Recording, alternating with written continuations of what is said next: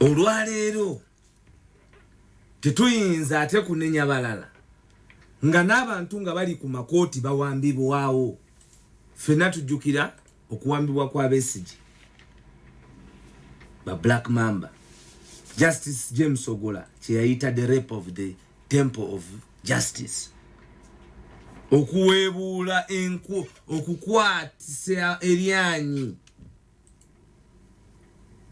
etere essinzizo by'obwenkanya mu ggwanga, High Court ya Uganda. Era enkola eyo ebigambo ebyo ababijjukira era tusobola bulungi kati okulizonetinga nekyali kitegeeza the rape of the temple of justice, okuliisa amaanyi ekitongole kyali ekyalina okuba obwenkanya. Ba Black Mamba bawamba retired Dr. Kanukiza Besigye nga bamujja ku maddala ku High Court ng'aweereddwa bail. Tekyadda mabega, consequently nekijja nga kicreatinga dissent mu bantu.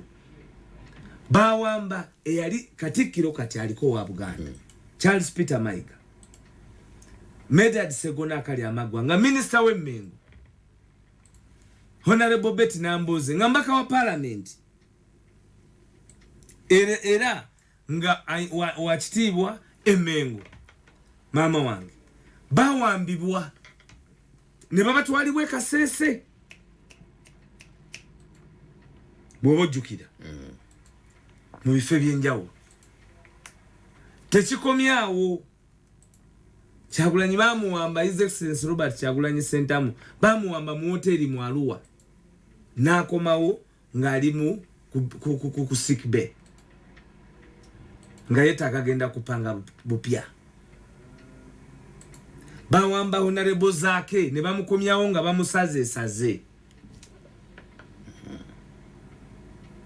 Ekiwamba abantu ne kitandika okuba nga tekikoma okuva ku mpamba eyo. Era mu bikolwa ebyo ne mubaamu n'okuttibwa kw'abantu abamu, kubanga kuva batandika okuwamba mu 2018 2017 ne tujja mu 2019 ne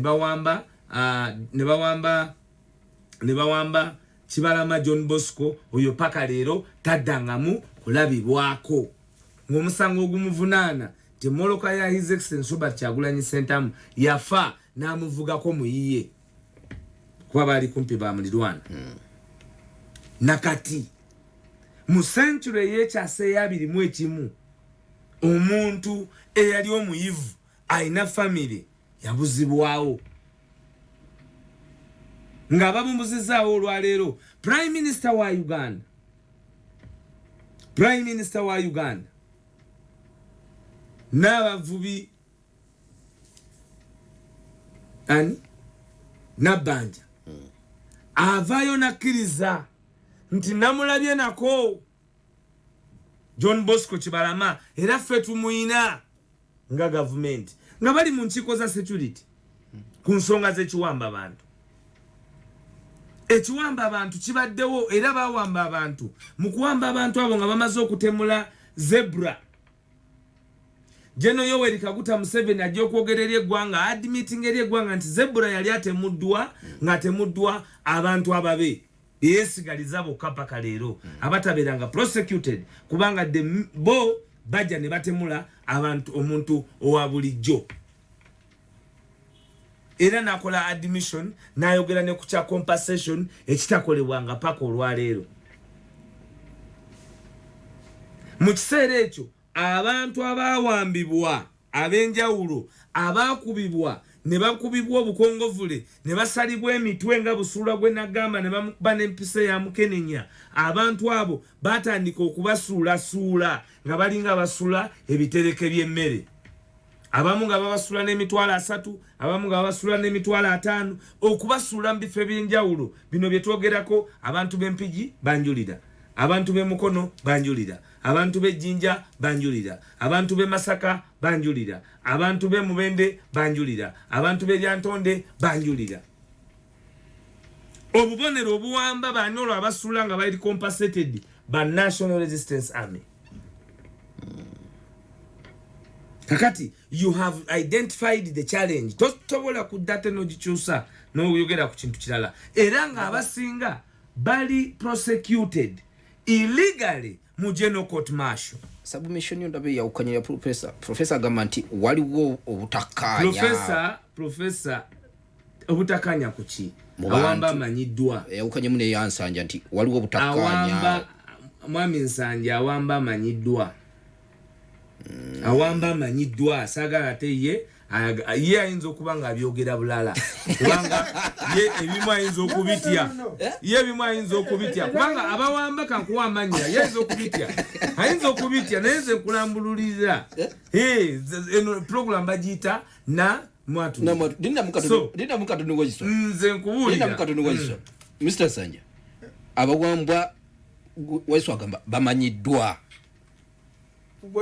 watutuka kitu kya abductions oba abantu okubuzibwawo Luganda lutofu nga tebamanyikiddwa oba mayitire kizibu kati kikuze luli kyali mu political class oba balina akakwate ku byobufuzi ne kati kisensedde neno mba 10 kitandiza okola ki okuba waliwo 10 agula ngola tayina akakwate na byobufuzi byonna wa bulijjo kati bwetuba tutunulira eddagala eby'okukigonjoola tuveeyo n'ekizibu kyonna tukisinkule bwe kiti kati abantu koseddwa tunatulirako kirasi eno ekeya byobufuzi tujja kuba olusi ekitusubiddwa ekifaananyi ekinene tutwaleko ekifaananyi ekisaamusa. Waiswa gamba nti abawamba bali within si bantu ba bulijjo. Pointi eyo ntuufu kubanga olaba nti omuntu wa bulijjo kati nga nze nga nkuwamba nkutwale nkukuumirewa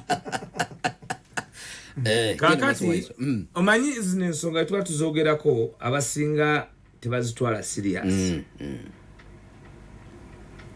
Nze kulo mukaga abadde bawambye abaana bange singa omukozi yabadde tali bright enough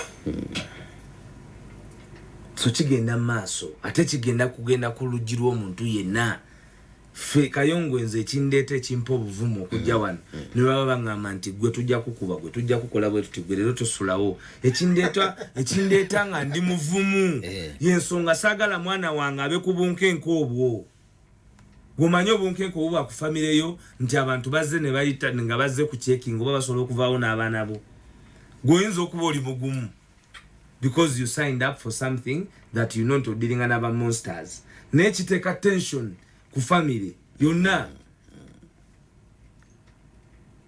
kubanga banoonya the weakest point of every individual waba bayita okusubjectinga to blackmail okukanya nabo nagamba nti nakyemalira akozesa persecution akozesa blackmail akozesa ebintu ng'ebyo kyetugerako kyobola ngambye nti buli bwenfuna obudde okwogerera abawambiddwa mba nkakasa bukakasa nti nange ku luggi kijja muli bannamawulire swabula ow'omukisa Kiganda 25 years old onagambye nti abantu abalaba nga ba bulijjo waliwo n'okuclassifyinga nti abaana abavubuka bonna badissenting against the system kubanga awamba ayina obusobozi okuwamba ate abawamba nekikwasa ennaku nti bamagye nti ba poliisi ekigambo Uganda People's Defence Forces kyali kitegeeza Uganda People's nti abantu ba Uganda Defence Forces ejje linakuuma abantu ba Uganda n'ebyabwe serinaawamba bannansi a force kubanga protecting the borders from Ugandans being a Nigeria People's Force lina kubanga li protecting its people from foreign aggression. Olwaleero a people's force in Uganda is terrorizing its people through state terrorism.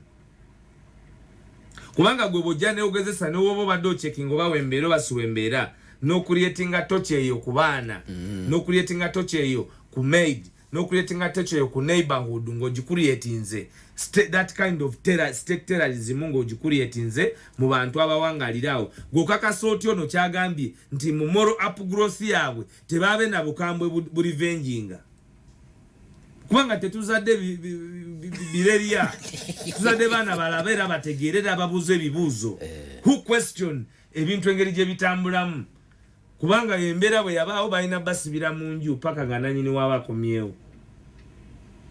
Kakati they grow up with that mentality gwe gyoba obasizeemu nti waliwo obutemu obukolebwa ku bantu baabwe. Nina kinjagala okubuuza Waiswa, kino tuyinza kimalawo tutya nga tetuggyeko bano abali illegal nakugamba this is the politics of stealing enjovu in a caveera. Nakugamba nti ekiriwo kwe kubba enjovu mu kaveera ekulemerera gwobolooza nti ebifi bijjamu ayo gyobonanga eminofu girigwa buli wamu giri kusaasaana nti tebakyalina direction, eggwanga tebalina mandate yaalyo, tebalina neema yaalyo, tebalina mwoyo gwalyo, lyabava mu ngalo. That is why bo bennyini bw'obawuliriza nga boogera they are admitting okujjako ffe bannayuganda abakyetuddeko, naye bw'owuliriza General Yoweri Kaguta Museveni ng'agamba ayogera aba agamba bano banzijjako ddi. Bw'owuliriza mutabani we ng'azze okwesimba ku kitaawe in literal sense kikugamba nti lwaki temutujjaawo. Kubanga okuwamba abantu kyekikolwa ekisembayo okubeera ekibi, naye ate kyekikolwa ebimu ku bisembayo nga gavumenti z'obannakyemalira zinaagwa. Ekyo nakyo nina okukigamba bannayuganda. So tulina ffenna okuzanya paati yaffe mu kiseera kino ekyakazigizigi, kubanga mu period eno ffe leadership I can tell you that togedde on every platform. Ffe kati nze nzija wano ngenda njogeredde eddakiika kugenda kwogera kumpi essaawa namba. Nayogedde okuva ku makya era obubaka buba butambula. Naye era obawulira ng'omusanze ku street naga naye omwogezi nga musirise nnyo. Kiche mukyabagamba ntusirise nnyo ntusogera teyabaddeko ku paalu.